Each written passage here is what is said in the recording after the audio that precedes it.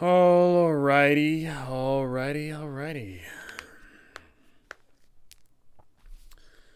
Let's see if I can do anything anywhere else. I'm promoting myself in some circles.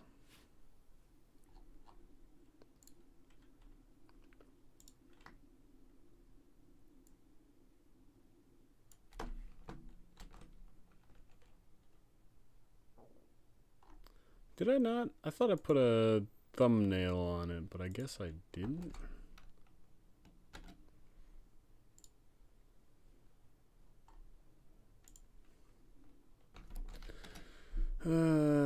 Copy and pasting my link everywhere.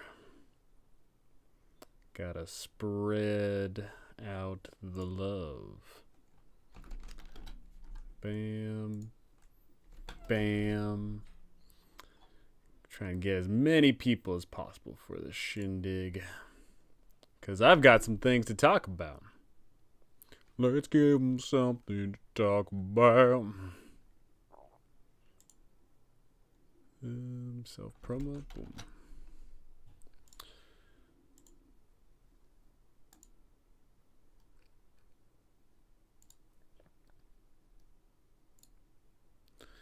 Okay. Alrighty. Hello, everyone joining in. Hello, everybody. Getting everything all situated and whatnot. Stream's looking like it's coming in. It is 3:01 in the PM for PST folk.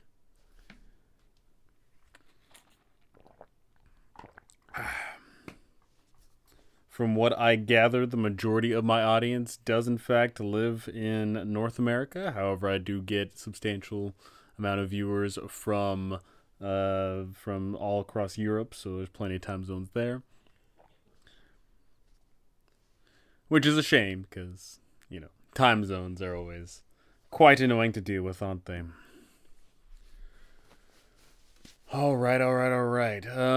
Is there anything I need?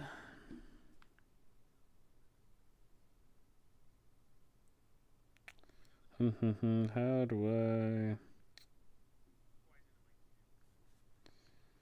do I pull up the thing on the doohickey? How do I do it?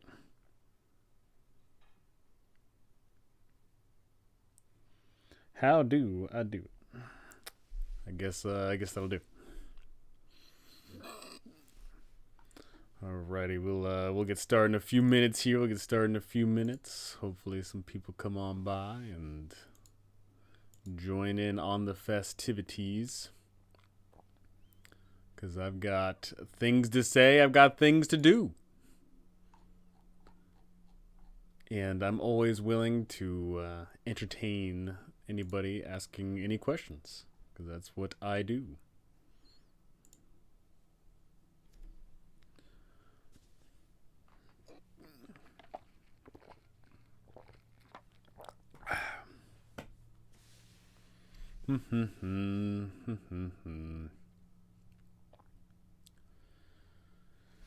Okay.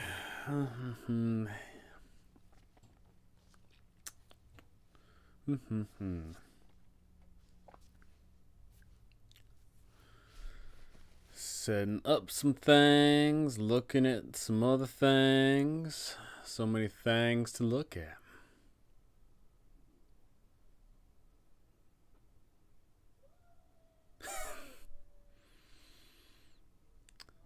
Alrighty.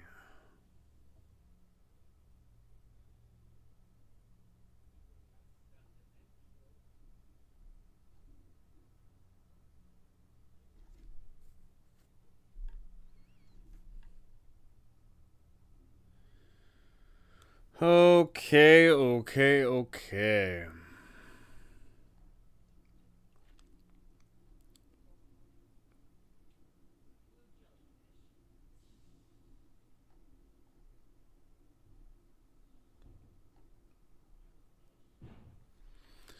Do-do-do-do.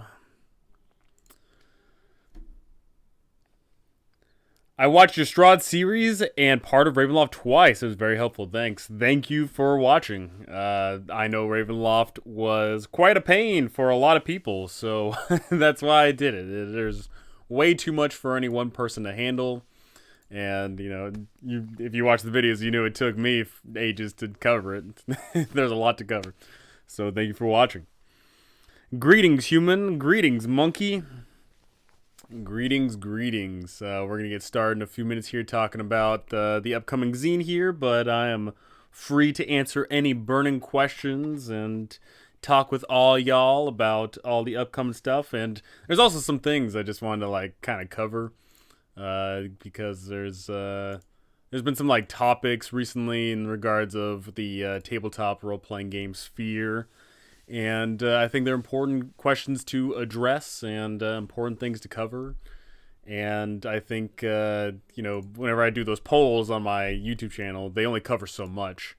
I definitely get a lot of heated comments in there. So it's always good to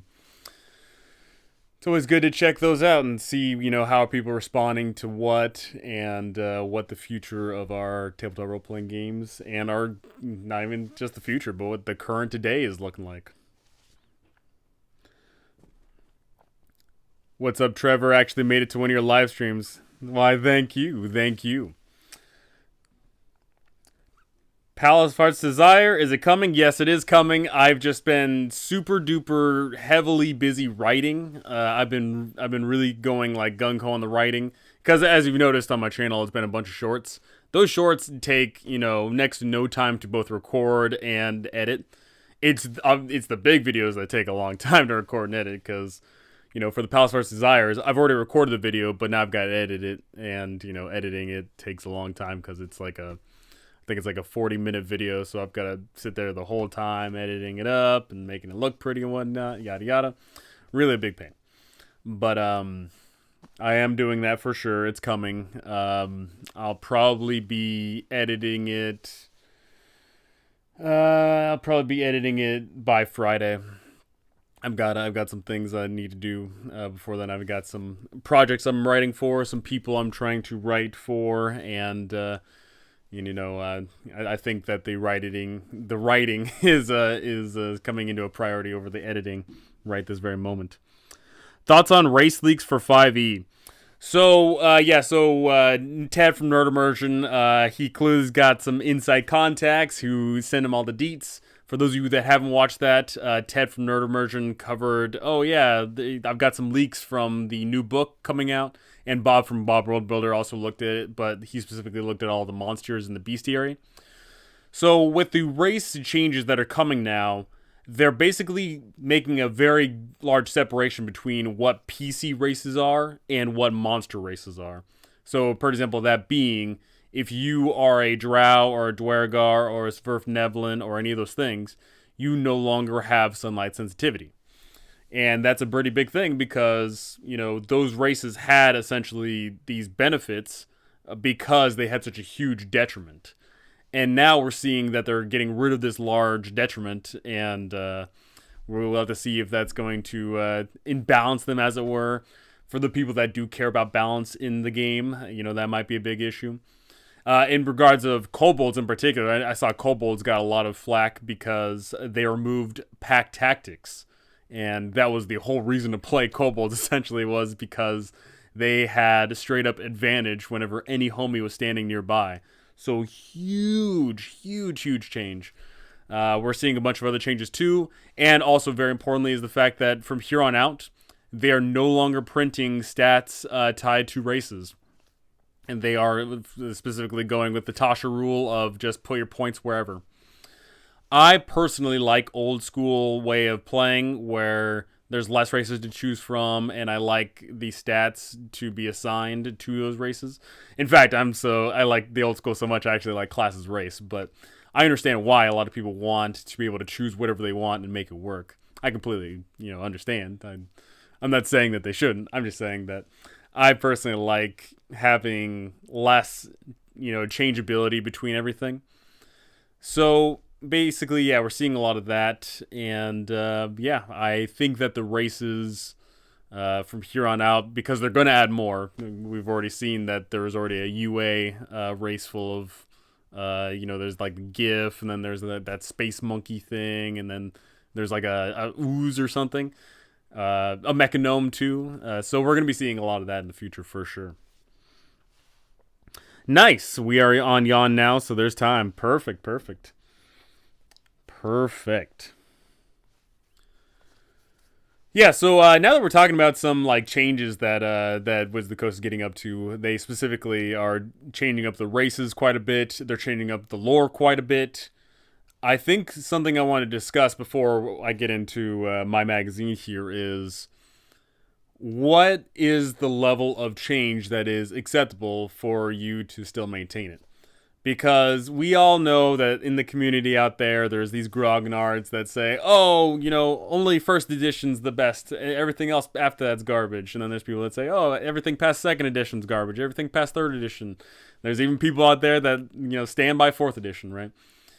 So we're seeing a clear transition in this fifth edition now, where fifth edition in particular is this driving factor in what is socially acceptable at these tables and socially acceptable in these games, and how the mechanics, reflect on the real world, and how the lore reflects on the real world, things like that. And by the time we go to 6th edition, I know that it's going to be an entirely different game. I know for a fact that 6th edition is going to be completely different from what we typically know as D&D.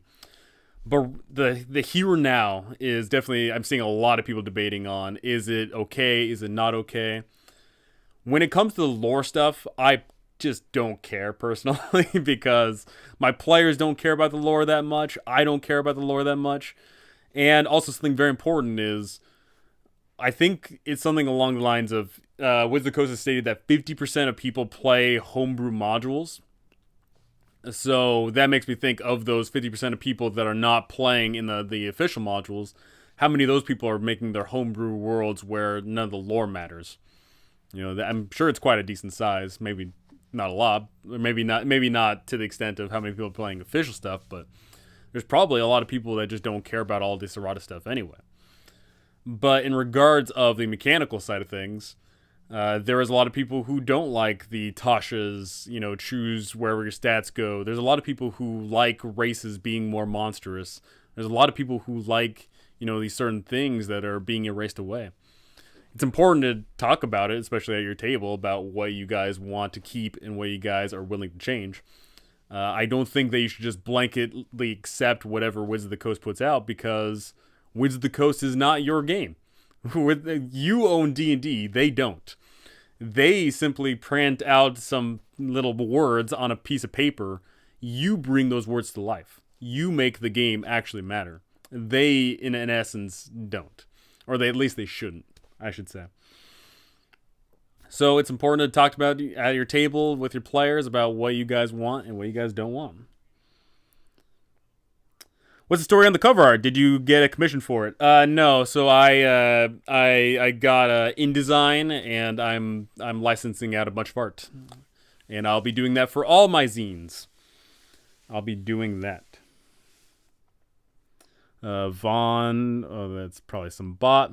Yeah, so all the art that I'm looking at, all the art I'm gonna get for my future zines here, and there's some good art out there. Go figure. I've got a base foundation of all of the topics that my zines are gonna be covering for the next few months. So this first one is all about villages. Or when I say all about, portion of the zine is about villages, but it's also just a generic grab bag of, hey, here's some subclasses, here's some monsters, here's a little adventure, here's, some articles and stuff. In fact, actually, let me go ahead and show that off.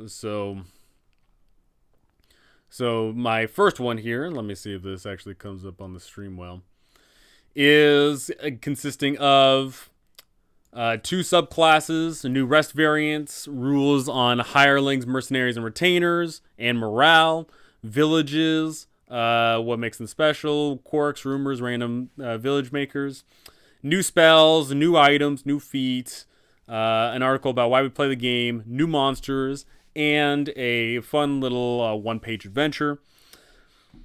So each one of these zines is going to be a grab bag of different things. So it's not going to be consistent in regards of what is provided, but it's going to be consistent in that there is a select pool of things. So it might be that the next one has, in particular, the next one is all about a tournament. That one is going to have rules for making tournaments. That one's going to have new monsters. That one's going to have a large adventure. I believe it's like a 5 or 6 page adventure. That one has NPCs to use for your tournaments. That one has what else is there? A bunch of things. And then the third one is going to be about level 0 adventures and making rules for creating level 0 peasants so that they start off your campaigns and a fun little adventure to boot. Things like that. So each zine is going to have different, thing. Oh yeah. The night one's got a ton of different new magical items. So yeah, just a ton of fun things for you to grab for your games. And I want this to be where, for just $5 a month, you just get a big old grab bag full of things. As you can see here, this one is 26 pages of content. I guess technically 27 because it'll be the one-page adventure slips over to the next one. So yeah, I think I just want to give a grab bag of things for people to use for their games, whether they are looking for, the specific theme or they're looking for just some new things to freshen up. But most in particular is I'm really proud of the monsters because I am so sick and tired of 5e monster stat blocks. I think the problem with 5e monster stat blocks is they just read out really boring. They're typically along the lines of they get a +2 attack, and then they attack against AC, and then they enter the turn. I think that's really boring, especially when it comes to casters too. I think casters are incredibly boring because casters end up using the same spell list as everyone else does. I want there to be magic in the game that the players do not have access to. Because then it's exciting, it's fresh, it's new, it's mysterious, it is magical in a sense. My biggest issue with magic in any tabletop role-playing game is that it becomes mundane. It becomes, tangible because anyone can pick up any class or feat or whatever and then get that certain magical spell and then boom, they got the spell. So when it comes to the monsters that I'm designing for all of these magazines, they're going to have a whole bunch of random attacks and random abilities that do different things other than just attacking AC. So for example here, this Hydra. Yes, this Hydra has the standard, multi-attack bite, but it's also got something that goes for, you have to make a strength saving throw against it. You got to make a dexterity saving throw against it. You got to make a wisdom saving throw against it. And this is just one of the monsters. It's important to look at, a generic monster such as the Hydra and think to yourself, okay, I could just sit there and roll 5 attacks this turn. But what if it did something else? What if it tried to run you over? What if it tried to grapple people? What if it tried to let out a horrifying scream that literally, shocks people to their core? I like that stuff in the game. And trust me, I'm going to be putting out a whole bunch of these bestiary stuffs. And I may even have one big compendium of these bestiaries that I make. But having this variety right here automatically makes it so that your players don't know what they're getting into. Because before, the first time your players ever fight the Hydra, oh man, the Hydra, it's scary. But then after that, anytime they ever go up against the Hydra, whether that be in the same campaign or campaigns down the line, they're going to know what it does. But here, right here, I just made it so, at least it's, it's unique in that one encounter alone. That's something. That's different. That's what I want. I want there to be a variety to the game. I want D&D, this comes for every tabletop role-playing game. I want there to be something exciting. I want there to be something worthwhile. Because, I could go up against the goblin that just does the scimitar attack or the bow attack. But what if the goblin instead does like a little maneuver where it trips you? Or the goblin does a maneuver where it, tries to slow you down, or, something along those lines. Start thinking about not just going for whatever they present us with attacking AC. Think about those stats. Think about your abilities. Think about all these various things. Another monster included in here, which this is just the quick preview, by the way. But in regards of, I've got like a bone skeleton, and the bone skeleton hurls out like an acid blob, or then it like lets out a little fire thing, and those attack different stats, and those not just AC all the time. And I'm gonna have other monsters that attack other various things. Maybe they go straight for your death saves. Maybe they go straight for exhaustion. Maybe they go for other things. And also, very, very important is I am going to be adding a whole bunch of other, what do you call those things? Oh my god, why am I blanking on? I'm going to be adding different status effects, because in 5e, you can count the number of status effects that players get inflicted with on like two hands. They get petrified, they get paralyzed, they get stunned, they get, and like it's a very, very small, boring list. So I'm going to be adding a lot more of those things to add a lot more variety to both inflict on the players, but also for your players to inflict on other people.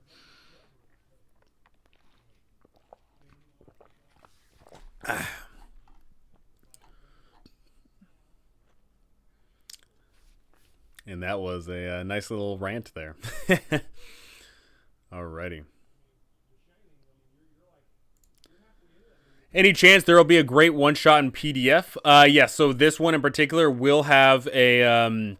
this one has a one-page adventure. It's got like a nice little hex crawl area with a little environment and some things to drum up. But future ones, I'm going to be having other like larger adventures.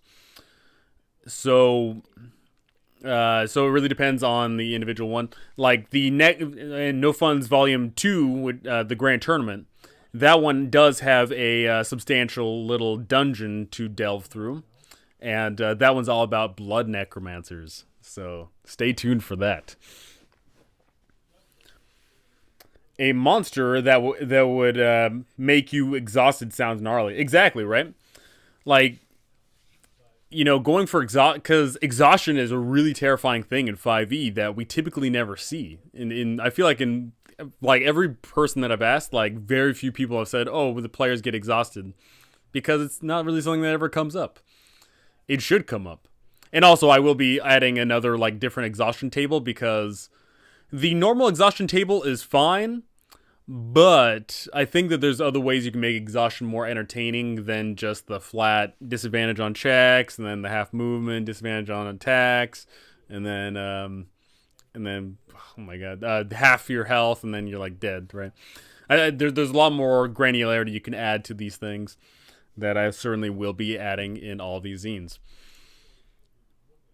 Like, the whole point of these zines for me is I want people to look at the game differently. Because if you're like me, if you've been playing 5e since the beginning of 5e, then there does come a point where you sit there and say, okay, I've played this game, I know these rules, I know these spells, I know these ability checks, I know these, I know that. And for some people, that's fine. Like, they're okay with, just knowing whatever it is.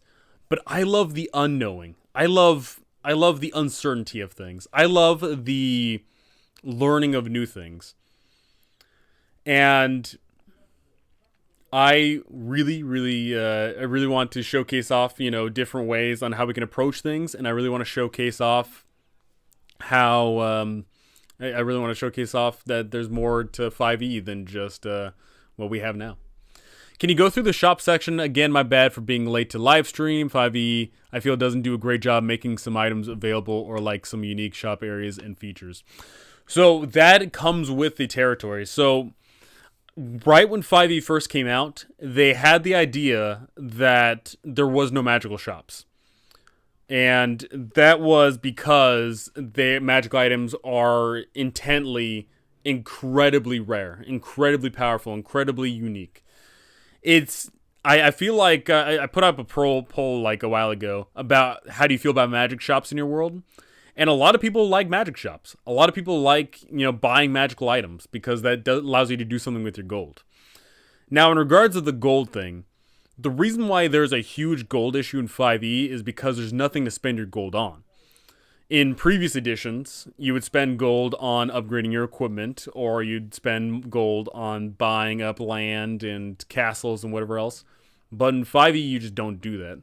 I feel like in most 5e campaigns, you never become a lord of a castle or anything like that. People just don't think about running the game like that anymore.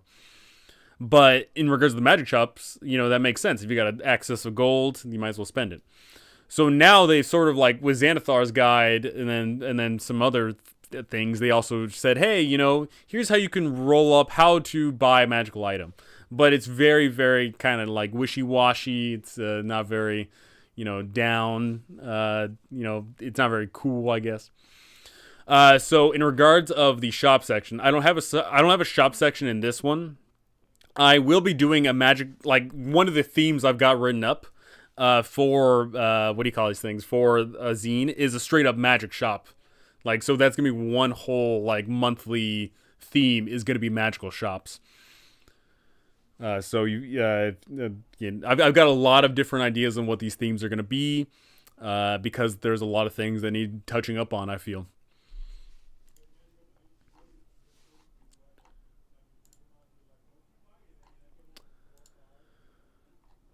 Oh man.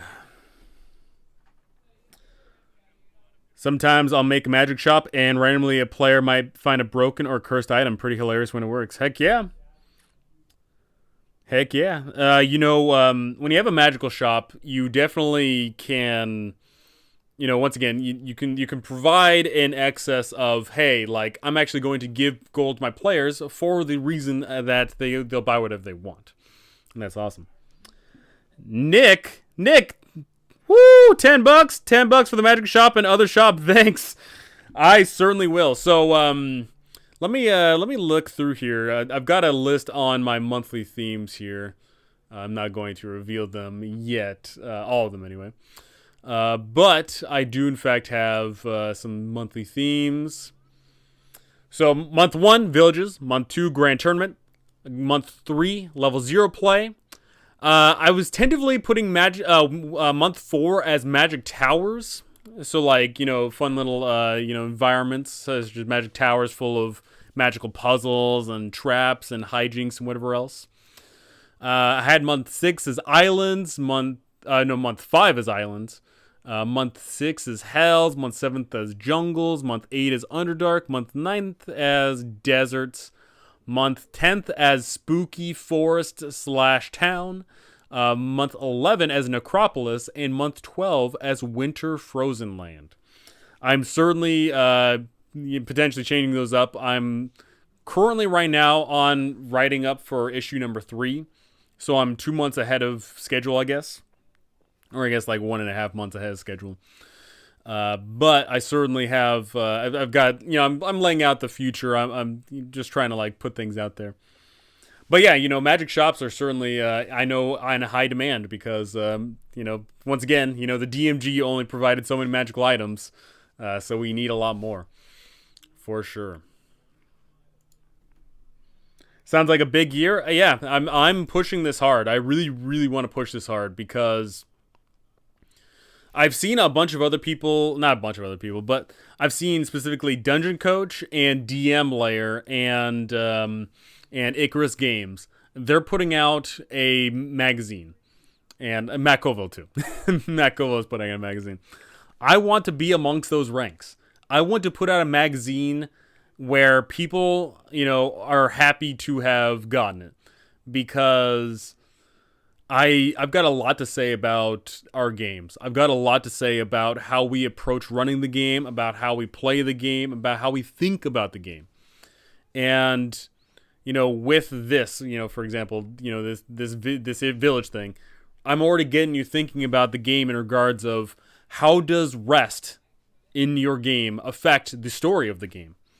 Because in regards of the short rest being 1 hour, long rest being 8 hours, that naturally changes the flow and pacing of the game in regards of not only the out of game experience, but the in game time. When it comes to hireling, mercenaries, retainers, and morale, that right there, gets you thinking about: do we have more people joining the party? Do monsters run away? Et cetera, et cetera. There is, and most important of all, right here is the monsters. I really want people to look at monsters and think about, doing away with just their typical thing, because, the typical stat block. Because I want people, I just want people to think, I want people to be proud and happy for the games that they run and play. And, I certainly think that this goes to thinking about that. So thank you so much for that $10.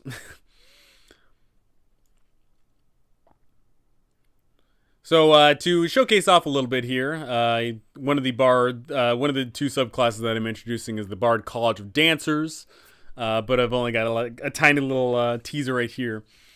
But I've got rest variants here. And one thing I want to do with rest variants is I want to give you a way to spend your hit dice that is more than just returning HP.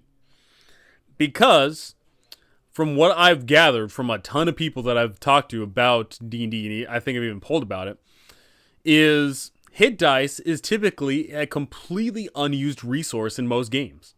If you're not running a game where you're getting into constant encounters, then what ends up happening is you've got this resource right there on your character sheet, hit dice, which goes unused. And I feel like that's a complete waste. So right here, boom. For every 3 hit dice spent, you can add a D6 to your next saving throw that you make. Boom, right there. It's a way for you to use hit dice not just reactively from taking damage, but I want people to use hit dice proactively to make their lives a little bit better over time. And I've got a whole bunch of other examples of those as well. In regards of the hirelings, mercenaries, retainers, just ways on thinking about hiring people and having people in the party, having NPCs in the party. Because in 5e, typically we see that the group is just the PCs that's at end of story.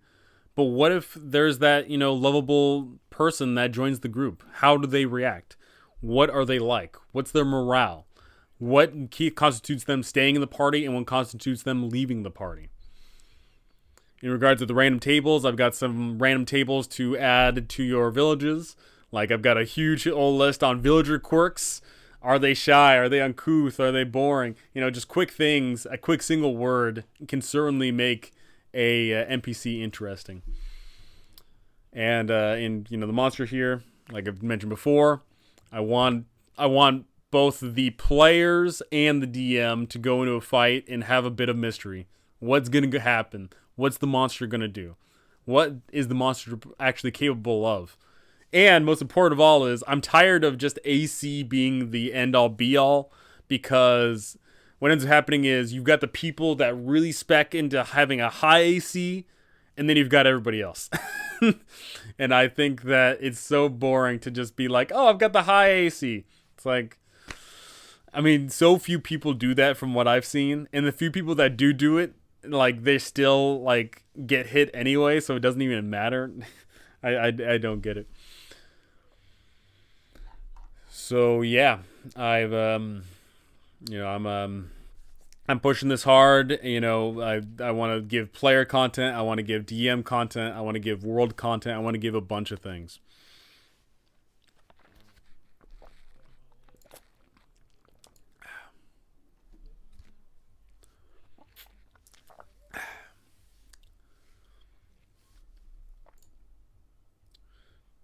Oh, man.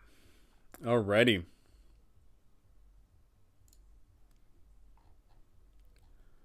All right. So yeah, if y'all have any questions about anything, feel free to ask. I am totally open as of this current moment in time. $5 from Rat Roads. Hireling section is awesome. They were mandatory in old school adventures, and 5e vanilla didn't seem to have much info. Not at all. I think the issue was, or is that In 5e, they put the emphasis on the characters and not the players. And there's a distinction there. I think that in regards to 5e, we put all this emphasis and detail on, making these elaborate characters in regards of their race that gives you a ton of things, their background that gives you some things, their class that gives you a bunch of things, these feats that give you a bunch of things. And the more emphasis and mechanics that are essentially put into the characters, the less is provided for the players. In regards of the other things, besides the character, obviously. In regards to the character, yeah, the player gets a ton of resources there, but I'm talking in regards of other things. And this also alludes to the 3 pillars of D&D. Just today, I put out a poll on D&D, or on what is the 3 most important pillars of D&D to you. 67% of people polled that they like roleplay, 20% said combat, and 13% said exploration. That says wonders to me about how people feel about the game. And also the comment section is very much alive in people expressing their their opinions. So, in regards of the roleplay, can anyone actually tell me any of the mechanics? And when I say roleplay, mind you, backtracking here. When I say roleplay, I'm specifically referring to social interaction. Because role-playing is, just stepping in the shoes of this character, which you're doing at all times anyway. When I say roleplay, I'm meaning, social interaction. Can anyone actually tell me any of the social interaction rules for 5e D&D? I'm willing to bet you couldn't. Can anyone tell me about any of the overland rules and exploration and dungeon delving rules for 5e? I'm willing to bet you couldn't. Could you tell me about the combat procedures? I'm willing to bet that you could. There is a large, and I do mean an incredibly heavy emphasis on the specifically the combat in 5e, and there's next to nothing for exploration, and there's next to nothing for roleplay. And yet, we see that a ton of people like roleplay a lot, and then also interesting is exploration gets the shaft. Now, why is that? I think that, flashback 50 years ago, we didn't care that much about the social interactions. It was more about going to the next room, fighting the monster. And then, you had the social exploration, social, interaction in between the party, in between your retainers and all that stuff. But it is very, very much so forward-facing and heavy in our today's games, where social interaction is the end-all, be-all. But combat is like 85 to like 90% of the rules. Almost every single spell in the game involves combat. Almost every single one. There are some standout fews that are about roleplay and exploration, but the fact that they stand out is because they're in a sea of combat-related spells. Same thing with the feats, same thing with class abilities, same thing with, even race abilities. A lot of them are just all about combat. I think that in order for us to return to a even distribution of what makes 5e and just D&D in general great, the 3 pillars of D&D, we need more rulings and ideas and abilities that focus on roleplay and exploration, not just combat. And that is something I'm also going to be introducing in these zines. Is I will be introducing exploration-based rules. I'll be introducing social interaction-based rules. I'll be introducing feats and abilities and, magical items and just general gameplay features, all about that. Because I want I want the 3 pillars to shine. I don't want combat to be the thing everyone thinks about. Because I'm willing to bet if you asked anybody, hey, what was the last character you made? I'm willing to bet that people make their characters with the idea that they are going to be proficient in combat. Right? Like, not to say it's a bad thing or anything. I'm just saying, like, Whenever I hear people talk about their character, it's always in regards of, oh, I'm a cleric of this domain, and that lets me use this spell in conjunction with this ability, and in combat. I typically see that a lot. I think there is a lot more to think about other than just combat, and I certainly want to get people to think about more of that. Specifically, exploration. Exploration is honestly, I find that the rules for exploration in D&D are next to non-existent, and the sad thing is, class abilities and feats and spells, they do not add anything to exploration. They, in fact, take away from exploration. Now, what do I mean by that? Let's say, let's say that there's like 5 rules for exploration. One of which being needing to forage for food. Well, guess what? If you've got Goodberry or you've got the Outlander background feat, don't need to do that. So you're essentially saying, oh, foraging? Okay, we don't need to do that anymore. Oh, hey, there's a potential for us getting lost. Oh, guess what? If you got a range in the party, you can't get lost. Okay, what about needing, a place to stay? We need shelter. Well, actually, if you've got Lehman's Tiny Hut, then you don't need to find that. You're good to go. I think that features that take away other, aspects of the game, I think that's not necessarily poor game design. I just think that's, I want more. Do you plan to integrate these zines with Roll20 Marketplace? If I can, if they let me. I don't know how exactly that works. I know that if I just made maps, which by the way, I make maps all the time, and I should sell them to Roll20. In fact, I'm actually going to write that down now. The maps can go to Roll20, no issue. I don't know how it works in regards of creating, stuff like this. I'll certainly look into it, though. I want random encounters for exploring world that are not combat. Random RP encounters or puzzles that are actually good.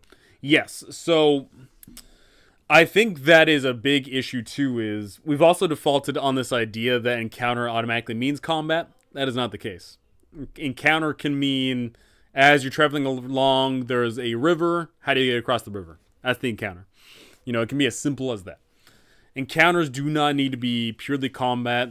And even if you do roll up and it's a monster, like let's say, you're going around and then all of a sudden, boom, you see a bunch of, bugbears. It doesn't need to come down to combat. Maybe the bugbears are in fact, not hostile, or maybe they are hostile, but you can circumnavigate them, or you can talk them down, or you can bribe them. It doesn't need to be the monsters attack, they fight to the death, wash, rinse, repeat. Doesn't need to be the case. And so that's something I'm going to be covering in my zines for sure. Is when I cover specifically like little biomes, I'll definitely be having rollable encounters that are not just the jungle one. Oh yeah, 2d6 snakes. Like yeah, I can roll 2d6 snakes, but you can also roll. Oh, you see a tree with like purple sap oozing out of it. What do you wish to do? I'm gonna be doing stuff like that for sure. For sure. Oh, man.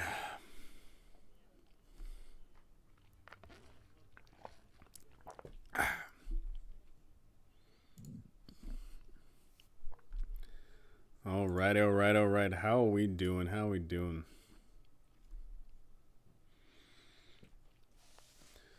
Yeah, so I'm... I, once again, really looking forward to pushing this thing out to people. It'll be coming out on Friday. So in 2 days, I'll be making a big old post about it, about what's to offer. It'll be available on my Patreon. Yeah, throw some weird, random, cool things in. Absolutely. Also, just heads up with Roll20's Marketplace, they don't allow art packs that are Incarnate or Dungeon Draft. They do allow maps with those programs and add-ons. They don't allow art packs. Oh, okay. Okay, so what you're saying is like you can't just like take the mountain, let's say, in Incarnate, and then just be like, oh, this is my token, right? Like you got to actually make like an art piece that is actually cohesive and coherent, right? That would make sense.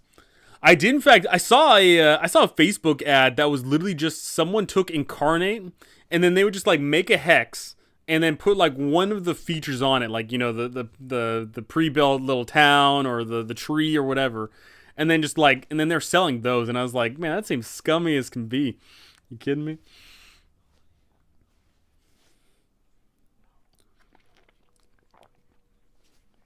Yeah, so I definitely I've made a lot of maps for sure, so I'll definitely be getting onto that because and I'm gonna be making a lot of maps for these zines as well.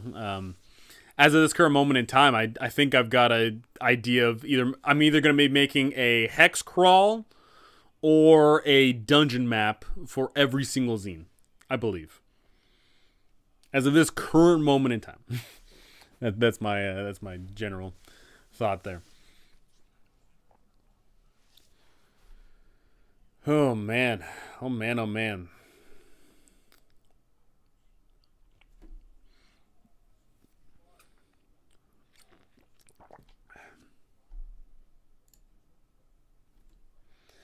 No, they don't allow maps made with Incarnate as art packs, but they allow add-ons and modules to contain. They allow add-ons and modules to contain. Okay, so what you're saying is, so like I couldn't sell so I can't sell map packs, but what I had to do is I'd have to sell a adventure, and then like the adventure combined with the map, correct?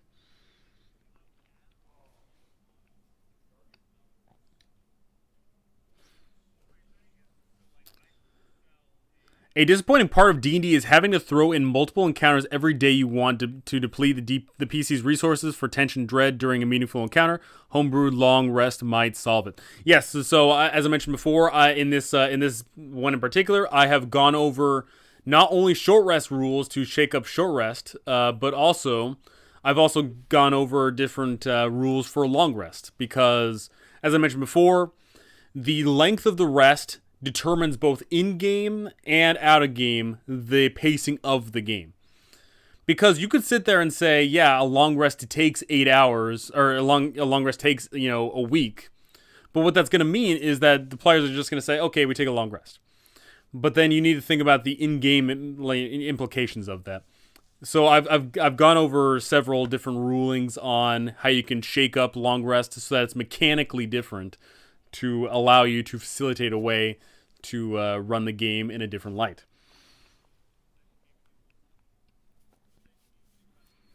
Um, and yeah, I think that person that sold those hex tiles caused that rule. That's funny. Any thought on what the next 5e book from Wizards could be? Alrighty, so tinfoil hat on. We have just recently we've gotten Wild Beyond the Witchlight. We've gotten Strixhaven. We are just about to get Call from the Netherdeep. We are just about to get Mordenkainen's Magnificent Monsters, Monsters of the Multiverse. So we are getting a revised bestiary. We are getting a adventure. It's set in an ocean. We are getting a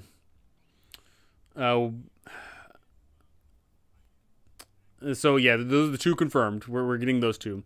We just recently got a pretty big adventure in regards of Wild Beyond the Witchlight. Big, I mean, the book itself is big. We just got Strixhaven, which was a setting for Magic the Gathering. So in my mind, it's not going to be a setting because we just got a setting. In my mind, it is not going to be a bestiary because we're getting a bestiary. So my thinking is that it's going to be another adventure, even though it does feel like I think it's going to be an adventure because I don't because the gaps between player supplements are huge. So like we get the player's handbook, we get Xanathar's guide, and we get Tasha's guide.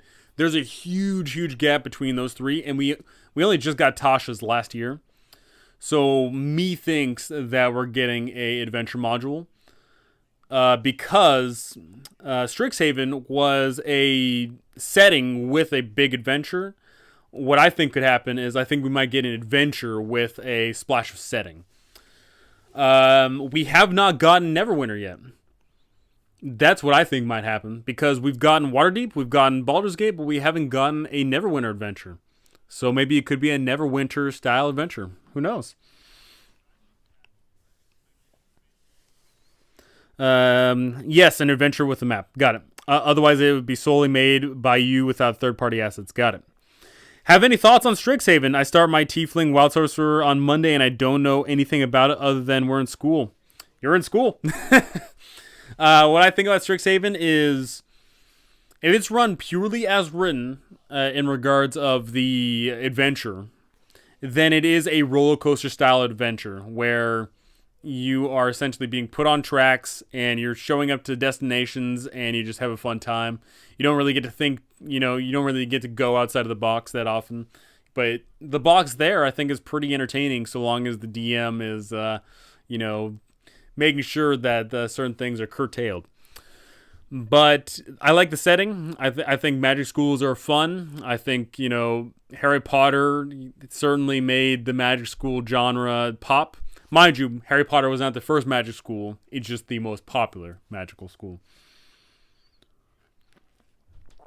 In fact, fun fact, I was actually writing a magic school setting, and I was like thousands of words into this thing. I was getting all pumped. I was excited.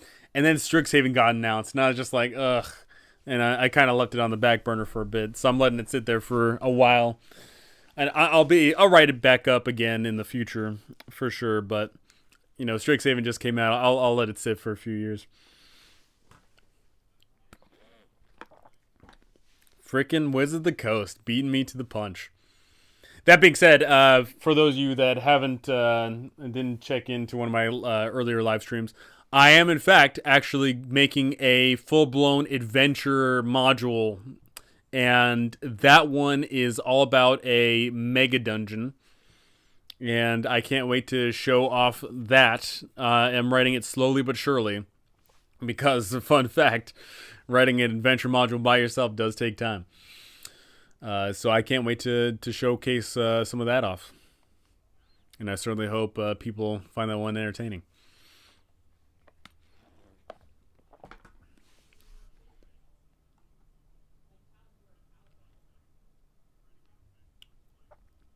Alrighty.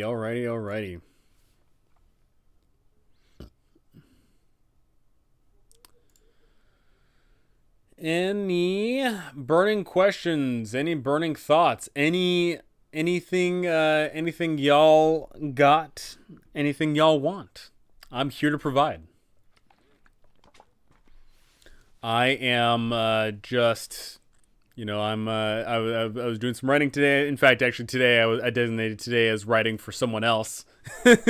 Go figure. The day I designate to write for someone else's projects is the day I do a live stream. I think Strixhaven is good as an online supplement, mainly due to the new spell stats for the Elder Dragon and Owlin class. Not interested in the adventure. Yeah, perfectly fair. That being said, though, I will say the magic spells were, oh my goodness, the magic spells were so polarizing in the D&D YouTube community, with specifically Silvery Barbs. I can't tell you how much flack I got for saying, I don't think Silvery Barbs is that bad. So many people just hopped on the hate bandwagon. It was glorious. That being said, though, what is honestly disappointing is the fact that it is a magical school setting and we only got 5 new spells. Once again, one of my monthly themes is going to be a magical school, and I promise you I'm going to be coming out with more than just 5 spells for our magical school setting. I can promise you that. And for those, fret not, my martial lovers, I'm actually going to be doing a whole monthly theme on martial school. So that one will come up with a whole bunch of fun ways to put the martials back on the map, because I know a lot of people don't see martial love. Can you go over your creative process for homebrewing spells? My creative process goes as follows. What is different? What is something that hasn't been done yet? So I take a quick look through, and I'm like thinking to myself, okay, let's take a look at the water spells, for example.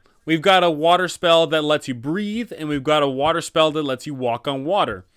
What if we got a water spell that lets you swim? Because guess what? Water swimming is not a spell in 5e. We've got one that lets you breathe, and we've got one that lets you shoot up to the surface and walk on water, but we don't have one that lets you swim. We've got a spell that lets you alter yourself to be able to swim, but that's different because you have to alter yourself a whole bunch of different ways. So there's that. Another thing I think about is what is appropriate for the level. So I made for this one in particular, I came out with a 2nd level spell. And that one was all about finding a shelter.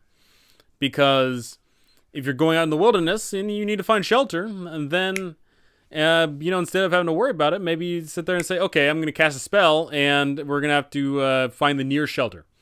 And that could lead you to some fun destination. Maybe it leads you straight to the monsters. Maybe it leads you back to town. Who knows?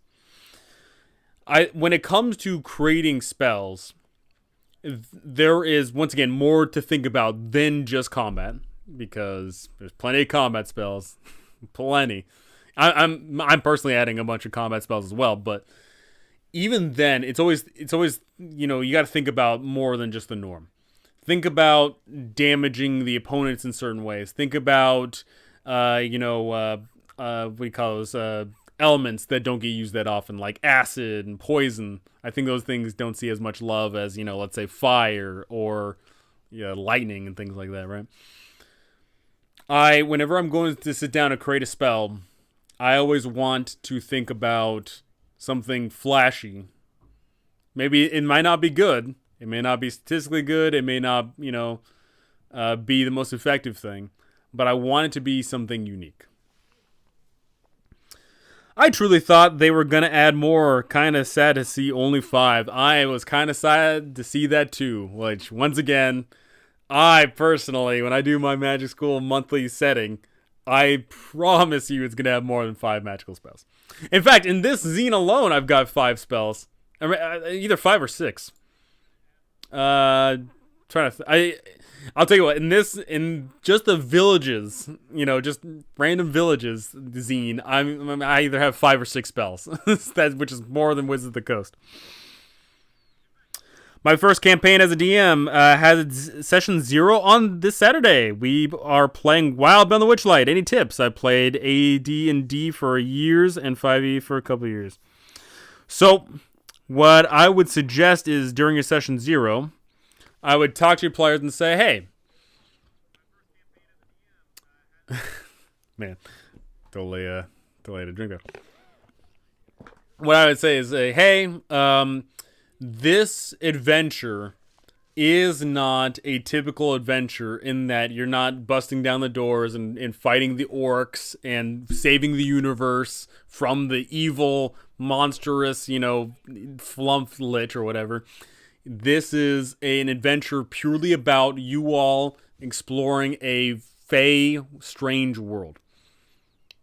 And what I would strongly suggest is they make characters for that. Because what I'm seeing with some people is they are not being told what the adventure is about, and they're not being given this little quick little the sentence synopsis here of this is not about saving the world. This is not about fighting the evil big bad. This is just about exploring a fun little world. And unfortunately, people are making characters that just don't fit right, whether that be in their personality or their stats or their choice of spells and whatever else. Make sure that the players are on track with building a cohesive group that is going to go together into this world and work as a unit to overcome the adversities that they'll face in the land of that is found in the Wild Beyond the Witchlight. I personally am always a group advocate I'm always an advocate for creating the characters as a group.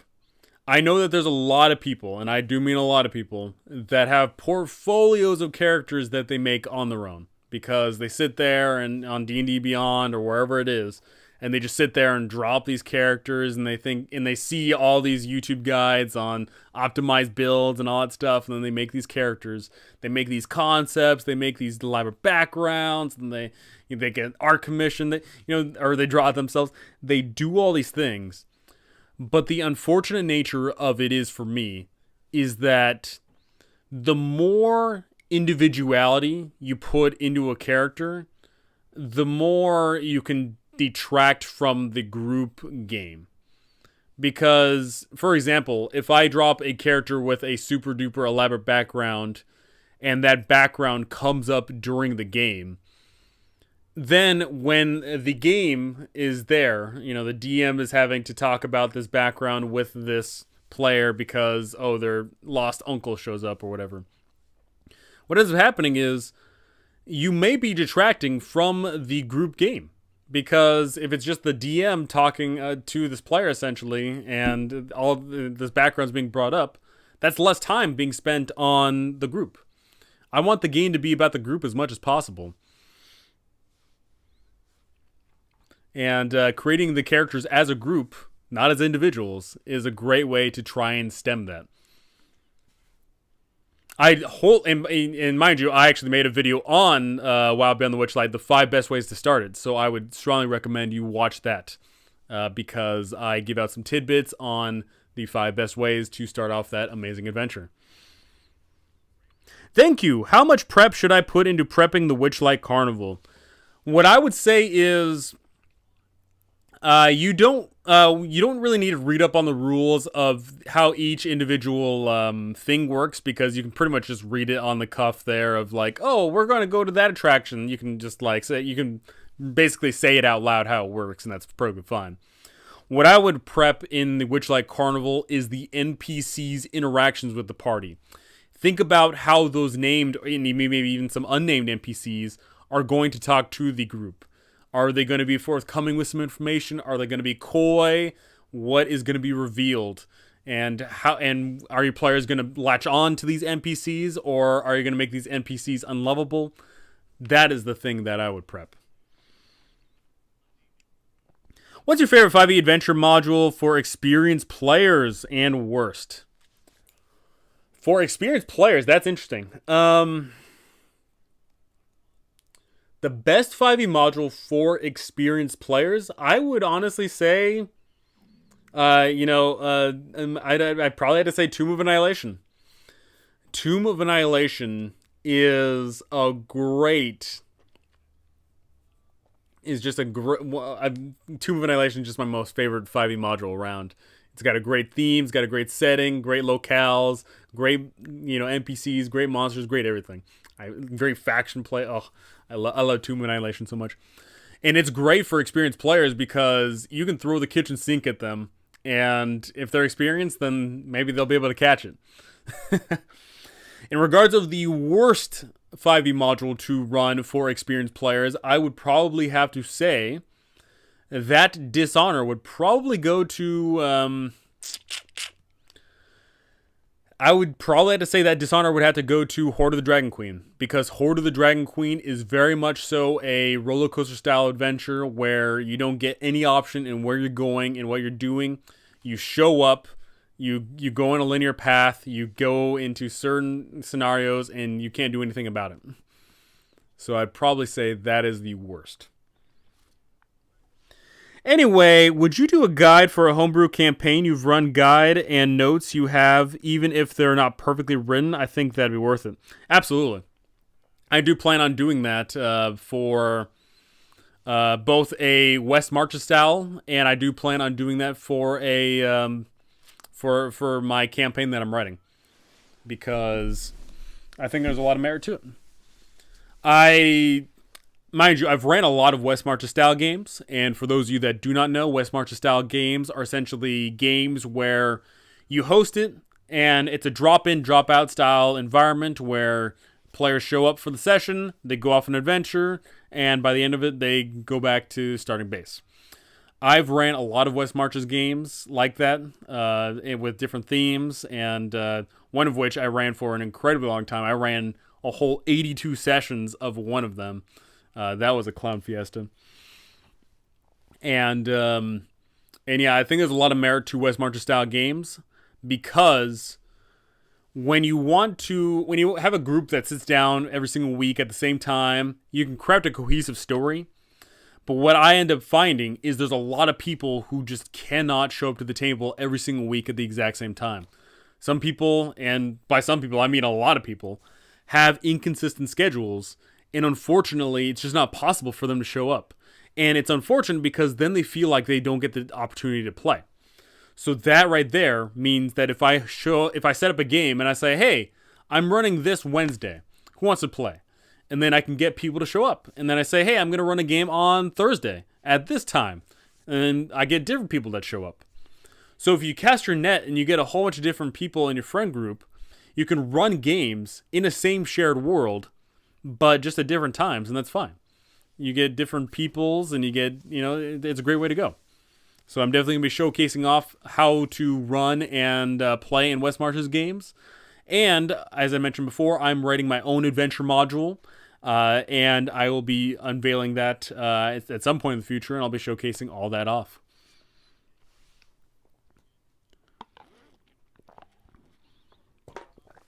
What's your favorite type of group to DM for? Combat heavy or roleplay heavy?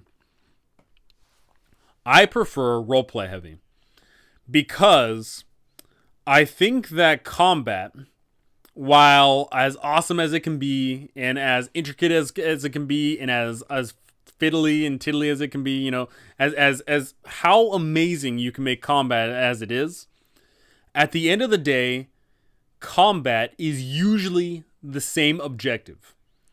It is usually reduce the enemy to 0 before you yourself are reduced to 0. Now, of course, there's plenty of times where that's not the case. Maybe you can get into a combat and you've got to instead run away, or maybe you've got to flip the switch, or you have to do, something else. There's plenty of things like that, and that's perfectly fine and awesome. But with roleplay, there is infinitely more goals. The goal can be to convince someone of something. The goal can be to distract someone. The goal can be to entice someone. The goal can be to seduce someone. The goal can be a number of things.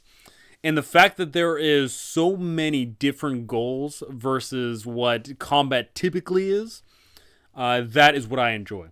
I enjoy that different goal because that means that people are going to approach the goal a different way.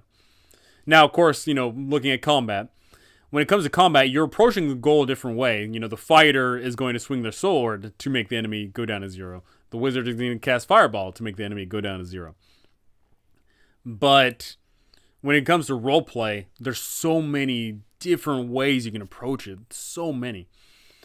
Once again, combat can be incredibly intricate. Maybe it is, you're in combat and you're on a mine cart and you've got to flip the switch at the right time. And so-and-so is cursed, so you got to slap them with holy water every other round. You can have a totally awesome, intricate combat, but it is both easier to construct a complex narrative with roleplay, and it's also, I think, easier to pull off.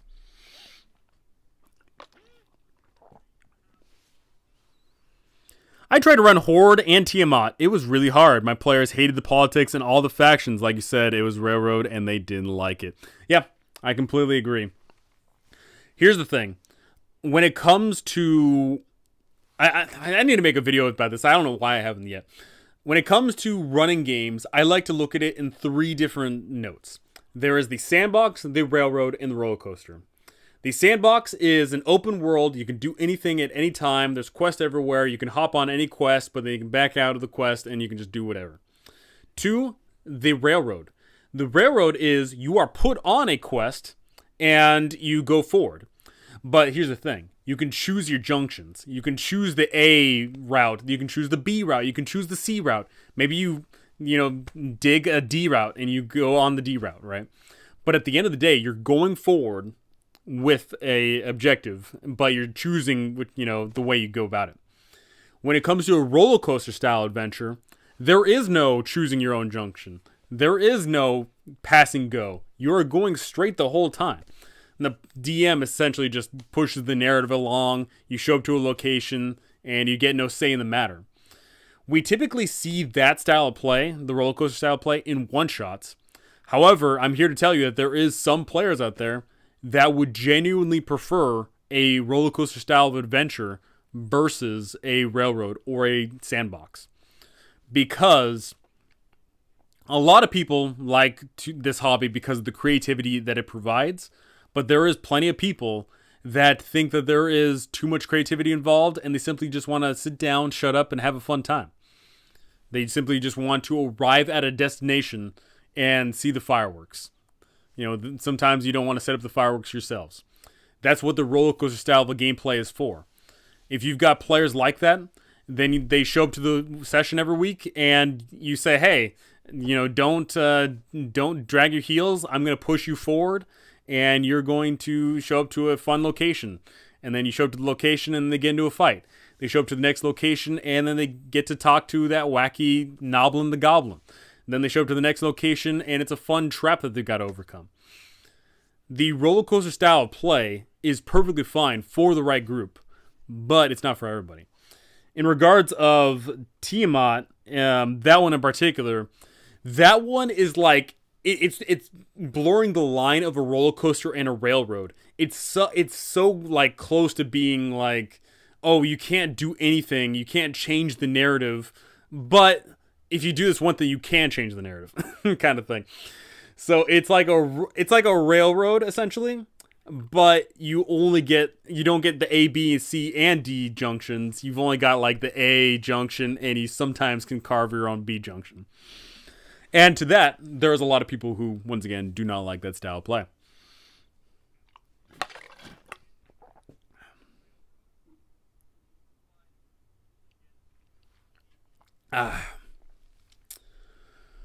All right. Yeah, so for those of you that are here that were not here previously, my magazine is coming out on Friday. You'll find it on my Patreon for $5 a month. You are going to get access to a monthly zine that is filled with a jam-packed, just full of goodies for both players and DMs alike. Issue number 1 is all about villages.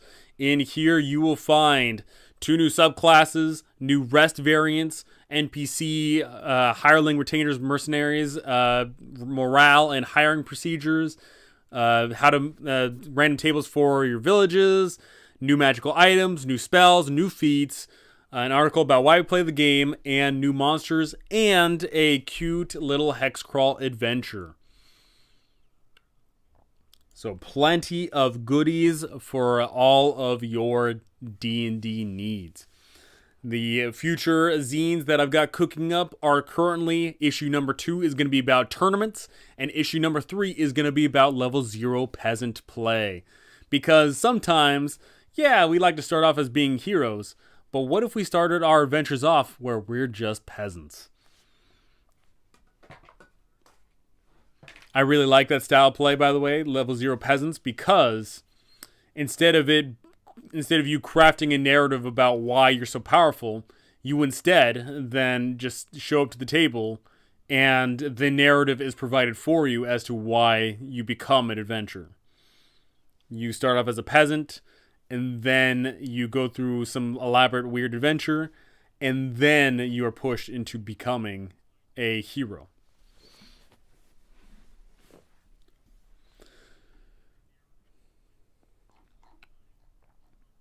Alrighty, I think I'm going to go for another 15 minutes here.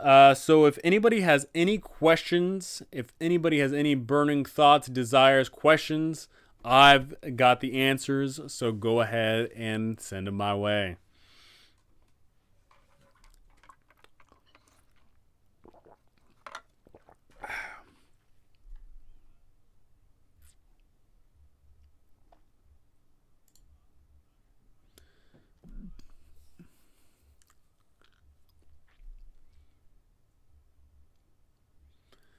Oh man, oh man. Oh man, oh me, oh my. I am looking forward to putting out the zine to the world for everyone's enjoyment.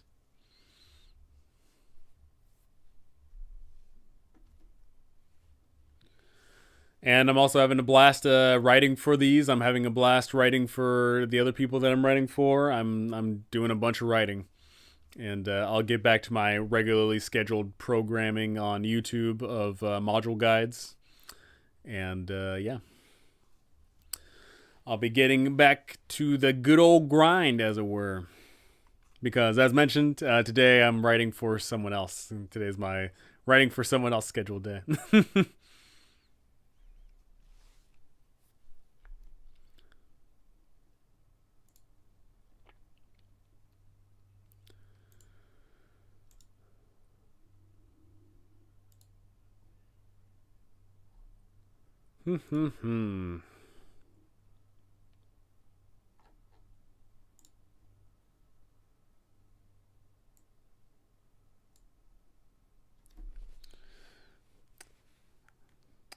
The shorts have been nice. Thank you.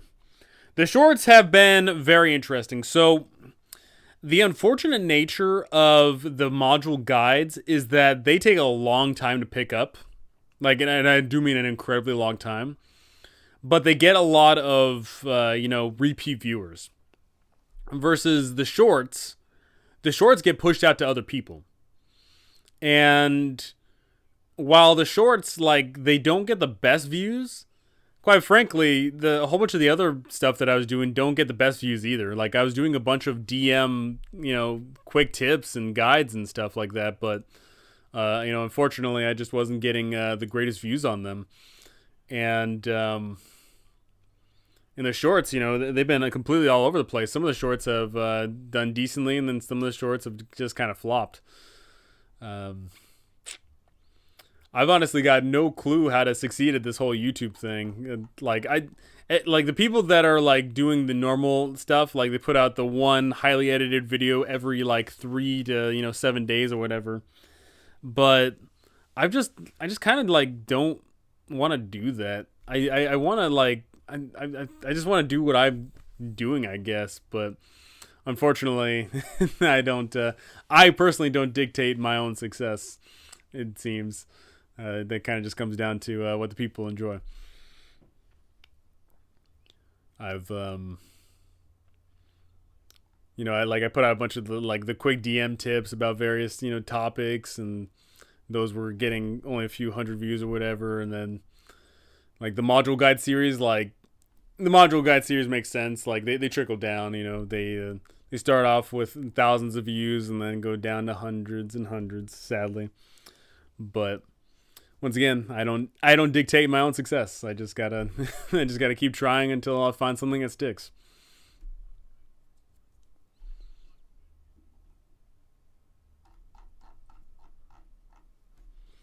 Originally, my plan was to become the module guy. Like I wanted to be like the go-to module guide person. But the thing is everyone else who's covering modules, they're typically doing it like in a way where it's like, hey, this place sucks. I fix it. And then I'm going to sell you my product. And I don't want to do that because the way I cover it mostly from like a rules as written perspective. And then I'm also not trying to sell you a product. So there is that. So I mean, since everyone else is doing something different, maybe I'm the one that's doing it wrong, right? Is what it is, I guess.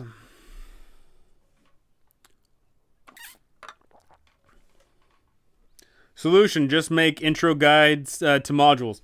See, there you go. If part 1 is the moneymaker, just make part 1s of everything, and boom, problem solved. It's funny, actually, looking at my channel right now. Yeah, I'm trying to look here. Like the part 1 of any of the module guide series, like, just slaps. Like the part 1s of Tomb of Annihilation, 18,000 views. The part 1 of Waterdeep Dragon Heist, 13,000 views. The part 1-ish of Rime of the Frostmaiden, 8.7k views. So clearly, just make part 1 of whatever, and then that does wonders.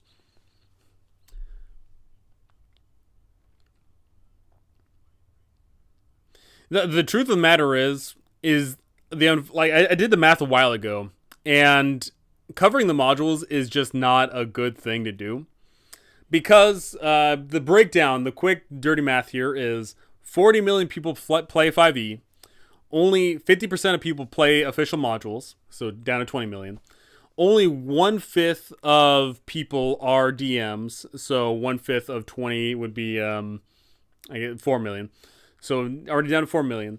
And then of those 4 million people, how many of them are actually going to watch a video? If it is even 1% of 4 million that was willing to go onto YouTube to watch a guide, that's still an incredibly small amount. And then, of course, the fact that of that maybe 1% that even watches the videos, what if they just don't like me? Which very well could be the case.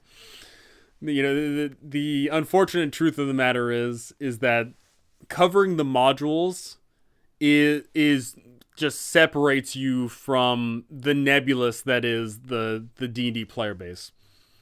It is way more efficient to make just general DM stuff, and it's far more lucrative to make general player stuff. Just make general D&D stuff that both players and DMs can enjoy. Because when you make DM-only content, you're only making it for 1/5 of a certain audience. That's not a very big audience. You have a straightforward style, and it really works for me to go over the modules. I don't always have time to read the book, and your guides keep me from missing things. Yeah, I mean that's what I'm trying to. I was literally trying to go for essentially like a Cliff Notes version of the modules, because once again, how many people have the time in their lives to pick up a 200 to 300 page book and read it completely, and most important of all, memorize it? Not many. Not many people have the time in their lives. So plenty of people have told me, yeah, I listen to you at work. Yeah, I put you on in the car to prep for the session. And that's awesome. That's what I was aiming for. And that's what I wanted with these module stuffs. Because, yeah, there's a lot. Your Curse of Strahd videos were incredibly helpful for my campaign, so I appreciated those. Thank you. Thank you. I'm actually looking through right now. I'm just like casually glancing through. And my Curse of Strahd guide series did the best of all the guide series. And that doesn't surprise me because Curse of Strahd is the most popular of the 5e modules. And I did make a ton of videos for those, for Curse of Strahd too. But, yeah, Curse of Strahd in particular, that was a clown fiesta to make because, you know, once again, to make a video like that, it takes like 3 to 4 times the length of the video, because I've got to read up the section completely. I've already ran all these, like there's like everything that I cover I've ran, so you could factor that into the experience. Then I've got to sit down and record it, then I've got to edit it, and then there you go, the final product. My God, is that a lot of work? Like I'm looking through. That Castle Ravenloft series was 9 episodes of Castle Ravenloft. Castle Ravenloft is such a pain to read. I remember specifically recording those. Like I did those over the course of like 2 or 3 days. Oh my sweet Lord, was that just the biggest pain of just pouring over like making sure like, oh yeah, you know, that NPC's there, or that's how that trap works, and did this and that. Oh my goodness. What an absolute ridiculous thing. What are player-centered videos you would like to make if you want to branch out more?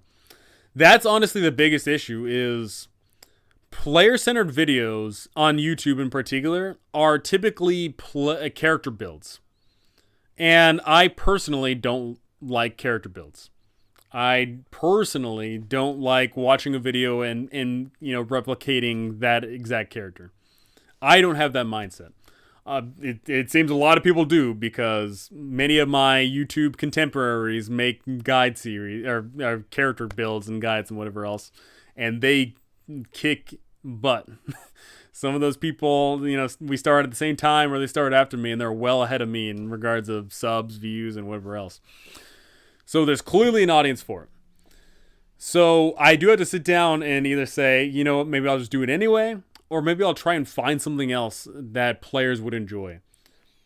Is it player tips on being a player? Is it player tips on, like it's so hard because most of the impetus in the game is on the DM, and it's hard to think about how many videos you can honestly make about being a player. And it's like in regards of player behavior, in regards of whatever else. It's so hard to think about. So I've got a tough time like coming up with like what would be a good player video.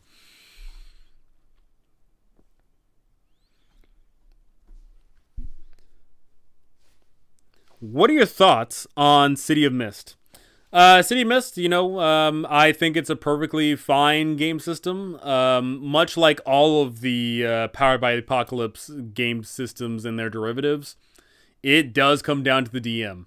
It like when you look at D&D, you could sit there and say like, yeah, a good D&D is good and a bad DM, or a good DM is good and a bad DM is bad. But there's the core rules where you can sit there and be like, okay, there's like the referee side of things where the game is going to be structurally the same. But a Powered by Apocalypse, specifically City of Mist, that is like, the interpretation of a bunch of things, the interpretation of how you run the adventure, the interpretation of how some of the mechanics work. That is all on the GM. And that is the unfortunate part, is if you've got a great GM, then it's great. But if you don't have a good DM or GM, then it's not that great. I personally have no ill feelings toward City of Mist. It's just that I personally would rather play other game systems. If presented with, not necessarily 5e, but if I was presented between like City of Mist and something else, it would. It entirely depends on the something else, of course, but I would certainly not immediately jump on City of Mist, depending on the other rival. What I do think though is I think that there needs to be. I think people do in fact need to sit down and play other game systems, because playing other game systems does in fact make you both a better player and DM, because you start looking at things in objectively. If I run 5e my whole life, there's nothing but 5e, I've got nothing to compare it to. But I play 5e and then all of a sudden I play, original D&D. Then I can sit there and objectively say, okay, here's the procedures on exploration in OD&D versus 5th edition. Oh, I play, Call of Cthulhu. Here's how combat works, here versus over there. And once you sit there and objectively, play these games, sit there and play these games, you can objectively reflect on your, top game system and see what works well and what doesn't work well. I know a lot of people, unfortunately, are just in this camp of only play one game system, only play one game system, only play, this, only play this. And that's unfortunate.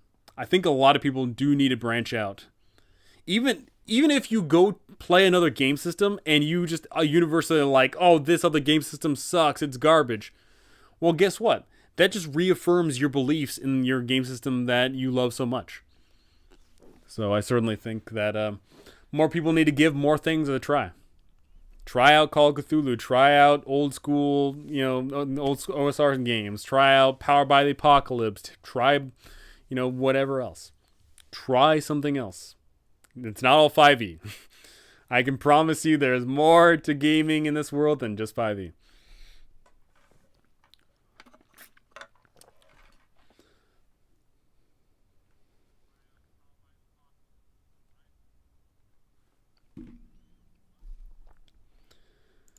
Alrighty. Any last burning questions, thoughts, comments, concerns, gripes, complaints, anything? Last minute. Y'all have a whopping 60 seconds. If anybody's got anything, feel free to say it out loud, and then we can wrap this thing up.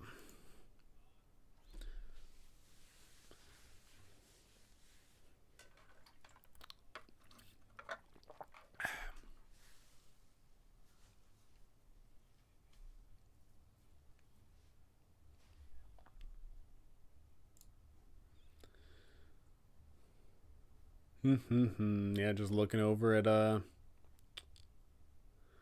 all these things that I can't wait to give out to all y'all that are looking for a tiny little zine to shake up your games. Cannot wait.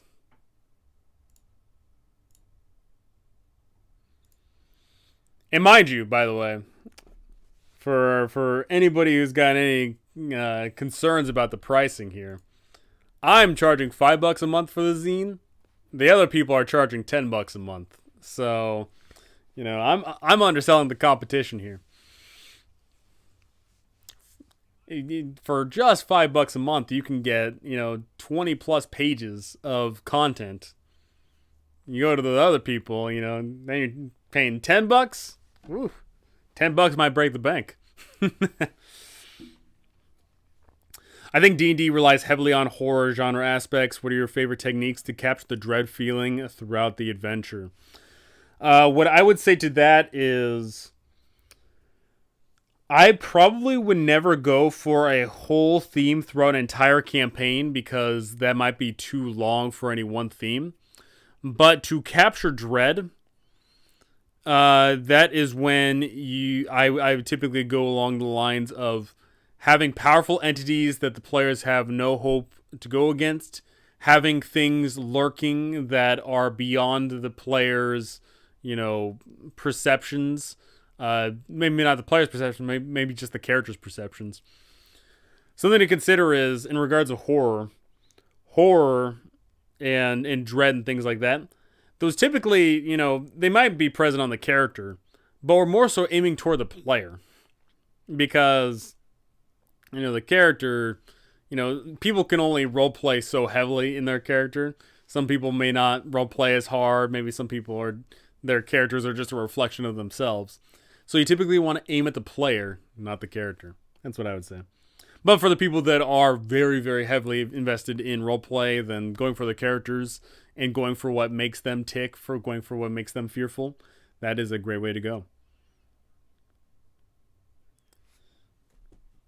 So yeah, just showing off the unknown, the uncertainty, and getting into hopelessness, getting into fear, getting into a lack of understanding, a lack of comprehension.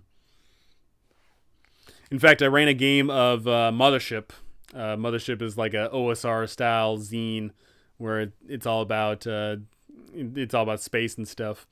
That one has a whole huge mechanic on fear and whatnot. And I remember running some games, and one of the greatest compliments I got running one of those games was that someone was like, "I was genuinely scared. I was like gripping the edge of my seat." I'm like, "Oh, that's awesome." So do things like that. Just it never explain the unexplainable. Just explain that the unexplainable exist, is what I would say. Alrighty, that is going to do it for me today. Thank you so very much for stopping by, everyone. Thank you so much for the donos. Thank you for checking out the zine. There is links to my Patreon down below. There is already a free preview of this, and the live one is coming out on Friday. I'll be having a big old thing about it. I'll be promoting it everywhere. I'll be promoting the absolute bejesus out of it. So feel free to check that out. Thank you so very much for stopping by. Thank you for watching. Thanks for listening. Thanks for commenting, for liking, for sharing, for subscribing, for doing all those things. Thank you so very much. But that is going to do it for me for this one. Thank you so much for watching, and I cannot wait to see you all in the next one.